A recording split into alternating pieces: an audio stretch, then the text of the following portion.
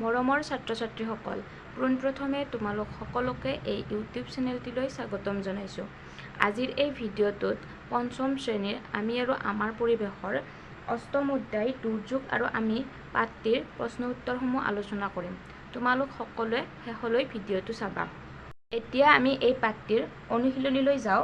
অনুশীলনীত চোৱা ১ নম্বৰ উত্তৰ লিখা। ক. প্ৰাকৃতিকভাৱে হোৱা তিনিটা দুৰ্যোগৰ নাম উল্লেখ কৰা। খ. কৃত্ৰিম বানপানীত কেনেধৰণৰ দুৰ্ঘটনা হ'ব পাৰে। গ. বনজুইৰ সৃষ্টি কেনেকৈ হয়। খ. ভূমিস্খলন হোৱাৰ কাৰণবোৰ লিখা। এতিয়া আমি উত্তৰবিলাক চাম। ক. প্ৰাকৃতিকভাৱে হোৱা তিনিটা দুৰ্যোগৰ নাম উল্লেখ কৰা।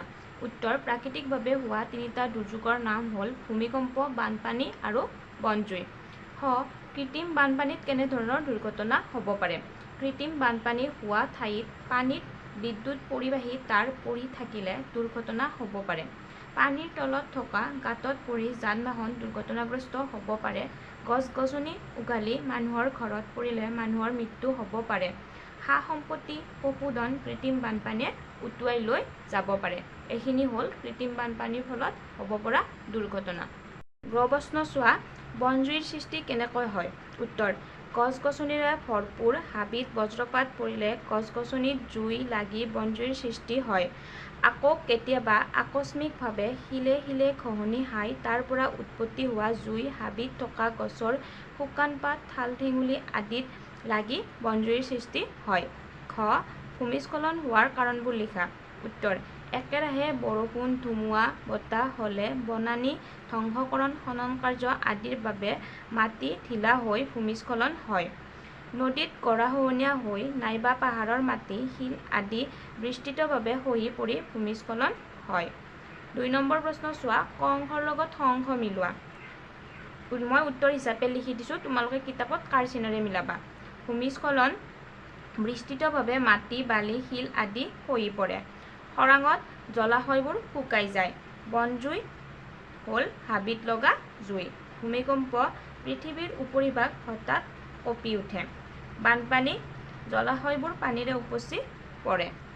৩ নম্বৰ প্ৰশ্ন চোৱা। দিয়া আছে তলত দিয়া দুৰ্যোগবোৰৰ বিষয়ে চমুকৈ লিখা। ক. খৰাং। খ. ভূমিস্খলন। গ. ভূমিকম্প। ক. খৰাং: খৰাং এনে এটা দুৰ্যোগ য'ত বানপানীৰ সম্পূৰ্ণ বিপৰীত পৰিস্থিতিৰ সৃষ্টি হয়। খৰাং হ'লে ভূপৃষ্ঠ আৰু ভূগৰ্ভৰ পানীৰ উৎসসমূহ শুকাই যায়। মানুহ, প্ৰাণী, চৰাই-চিৰিকটি আৰু উদ্ভিদৰ পানীৰ অভাৱ হয়।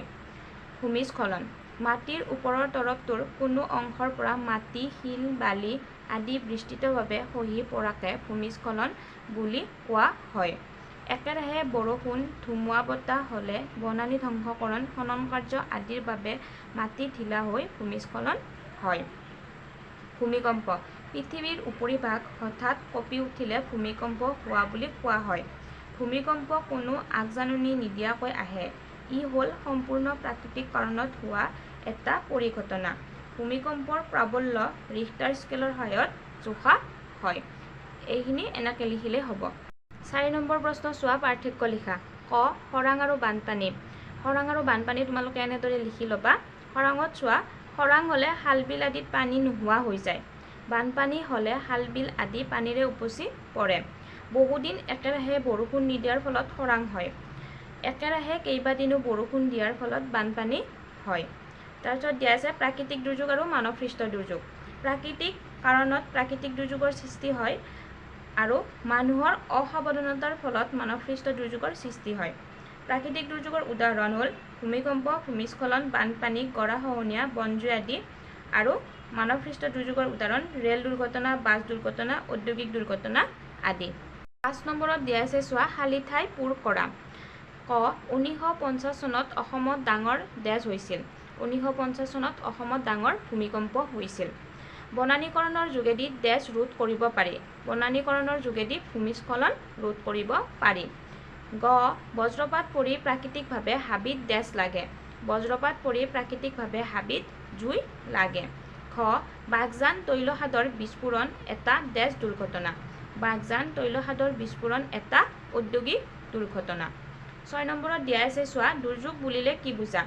উত্তৰত হ'ব প্ৰাকৃতিক আৰু মানৱসৃষ্ট ঘটনা বা পৰিঘটনাই ভয়াৱহ ৰূপ লৈ মুহূৰ্ততে পৰিৱেশৰ অভাৱনীয় ক্ষতিসাধন কৰিব পাৰে। এই ঘটনা বা পৰিঘটনাবোৰেই হৈছে প্ৰাকৃতিক দুৰ্যোগ। এই ভিডিঅ'টোত এইখিনি আছিলে। তোমালোকে ভিডিঅ'টো সম্পূৰ্ণকৈ চাই শুদ্ধকৈ সকলোবোৰ লিখি ল'বা। পৰৱৰ্তী ভিডিঅ'ত আকৌ লগ পাম। ভিডিঅ'টো চোৱাৰ বাবে সকলোকে ধন্যবাদ।